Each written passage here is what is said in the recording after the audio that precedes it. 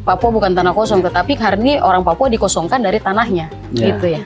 Greenpeace Indonesia, hutan Papua adalah benteng terakhir dalam menghadapi krisis iklim. Dan jelas masyarakat adat adalah garda terdepan dalam menghadapi krisis iklim karena merekalah pelindung hutan kita, hutan Papua. Pembangunan di Papua ala Jakarta sentris seringkali melupakan dua hal super penting ini, hutan dan masyarakat adatnya. Seolah kesejahteraan hanya dihitung hanya dengan angka saja, lalu investasi masuk mengeruk tanah Papua atas nama pertumbuhan ekonomi. Kalau memang benar, investasi mensejahterakan saudara-saudara kita di Sumatera dan Kalimantan, harusnya saat ini lebih sejahtera. Nyatanya hutan hancur dikeruk demi tambang, jadi kebun monokultural seperti sawit atau batu bara, yang untung segelintir oligarki saja, lalu yang kena dampak kerusakan lingkungan, ya masyarakat sekitar. Industri macam ini dicap selalu untung, selalu cuan, ya jelas karena memang kerugiannya tidak pernah dihitung. Tipu-tipu saja. Nah, kesempatan kali ini saya Rosi mau ngobrol-ngobrol tentang isu lingkungan yang masuk dalam konteks Papua.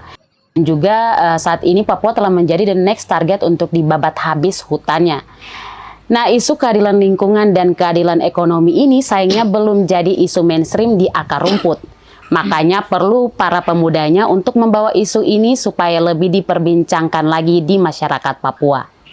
Kali ini saya Rosi tidak sendirian, saya kedatangan beberapa narasumber, yaitu Rusmadia Maharudin atau yang disapa akrab dengan Bang Kecang, selaku Future for Papua Lead Campaigner Greenpeace Indonesia, dan juga ada Kak Desi dan Kak Avo sebagai pemuda masyarakat adat. Nah, boleh nih untuk para narasumbernya perkenalan diri terlebih dahulu dari Bang Kecang, misalnya aktivitasnya atau seperti apa. Ya, terima kasih Rosi, Sobat Lingkungan. Perkenalkan, saya Rusmadia Maharudin, tapi saya biasa dipanggil Kecang. Sehari-hari saya aktif di Greenpeace Indonesia sebagai juru kampanye hutan. Dan di Greenpeace saya kebetulan juga dipercaya sebagai lead untuk proyek yang namanya Future for Papua. Jadi tema kita hari ini juga terkait dengan masa depan Papua. Silakan Desi.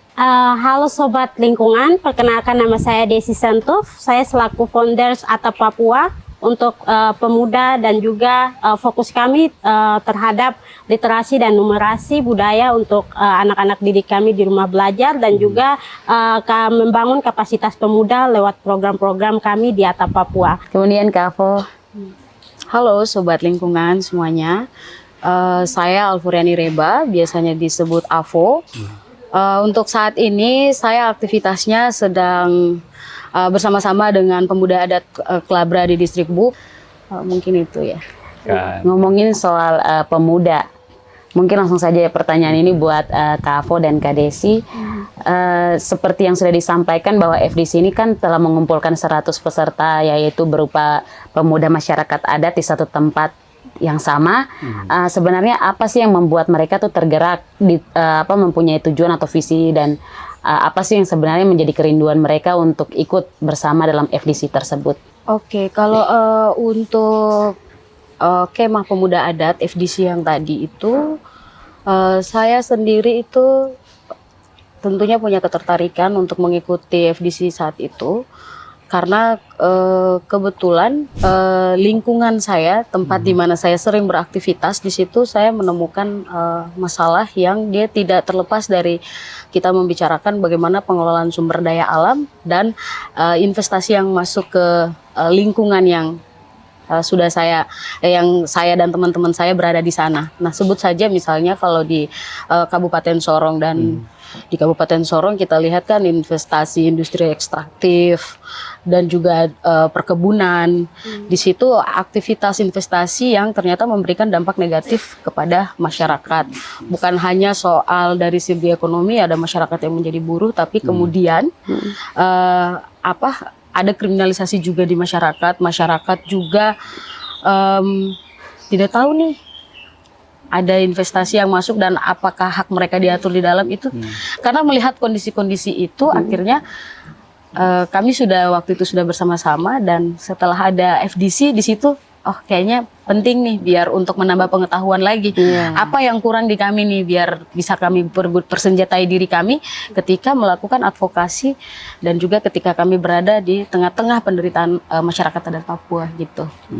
Berhubungan soal itu, menurut Desi sendiri, kan Desi ini selaku founder Ata Papua ya, melihat hal tersebut, bagaimana pandangannya Desi pada saat melihat pemuda masyarakat adat itu berkumpul bersama untuk seperti disampaikan oleh Bang Kecang dan juga Kak Avo?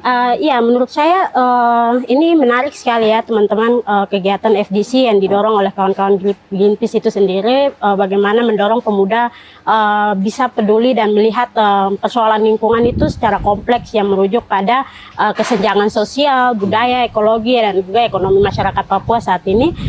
Dan luar biasanya itu mereka melahirkan sebuah seruan ya yang akan didorong pada momentum pilkada hari ini begitu, kayak desakan-desakan yang hari ini menjadi kekhawatiran masyarakat adat di tanah Papua dan seluruh Indonesia itu sendiri, dan juga pemuda ini mendorong dan mencari ruang bagaimana mereka bisa mengadvokasi persoalan-persoalan masyarakat adat dengan 7 seruan yang dilahirkan menjadi 2 seruan hari ini dengan momentum pilkada ya. Saya rasa ini cukup menarik karena juga menghadirkan pemuda dari berbagai daerah di Papua ya, yang mana kita juga bisa belajar dari perjuangan-perjuangan teman-teman sendiri dalam mengadvokasi persoalan-persoalan mereka di tanah mereka, di lingkungan mereka, dan di situ bisa bahu-membahu melihat persoalan ini menjadi persoalan bersama yang kemudian mengajak pemuda lain juga untuk terlibat dalam mengadvokasi soal lingkungan. Kemudian dari teman-teman FDC yang tahun lalu mungkin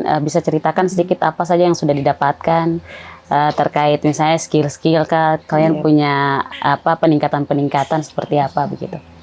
Mungkin karena ada yang sinkron juga dengan aktivitas, tapi kemudian mendapatkan hal baru juga. Karena waktu itu kan ada workshop di FDC itu ada 4 klaster yang dibagi. Ada 4 klaster kelas yang dibagi untuk semua peserta mobile di situ. Jadi waktu itu saya ingat sekali itu ada ada aksi, ada investigasi, ada kampanye, ada multimedia. Jadi yang minus di saya itu ada yang saya dapat juga di situ. Contohnya yang sudah dilakukan waktu itu untuk salah satu metode yang bisa digunakan untuk mendorong isu kita adalah untuk aksi protes kita itu, misalnya kayak kemarin foto ops, akhirnya kita juga bisa berjejaring di situ juga ya.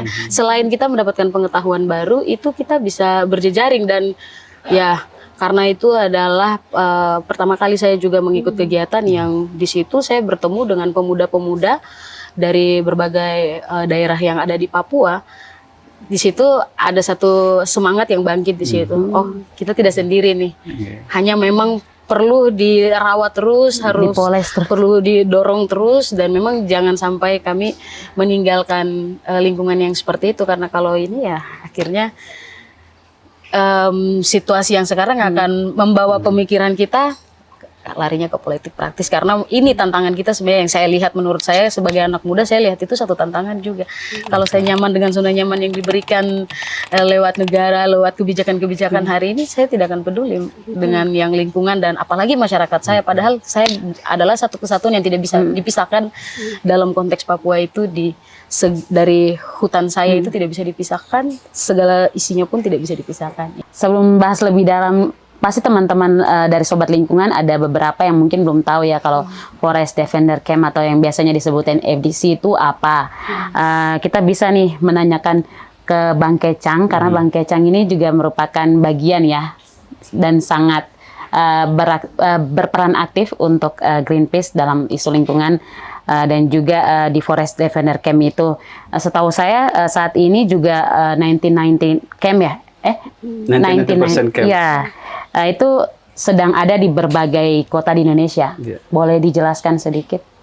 Ya, terima kasih Rosi. Jadi benar bahwa di bulan September tahun 2023 yang lalu gitu ya, Greenpeace berkolaborasi dengan LSM Bentara Papua dan juga komunitas pemuda adat Sadir WetJV gitu ya, kita melaksanakan kegiatan kemah pemuda adat yang kita sebut dengan Forest Defender Camp gitu. Jadi ada sekitar seratusan orang ya pemuda adat yang ikut dalam kegiatan ini gitu. Nah, 100 orang ini itu mewakili 4 provinsi. Jadi ada Provinsi Papua, Provinsi Papua Barat, Provinsi Papua Selatan, dan Provinsi Papua Barat Daya.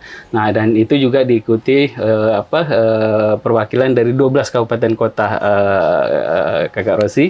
Nah, ini mereka berkumpul di sana, melakukan workshop, melakukan diskusi, ada juga kegiatan pelatihan gitu ya, untuk peningkatan kapasitas mereka gitu. Jadi pemuda adat ini perlu dibekali dengan kapasitas-kapasitas yang pada akhirnya nanti bisa menjadi bekal buat mereka untuk menyuarakan terkait dengan isu-isu lingkungan dan masyarakat adat gitu.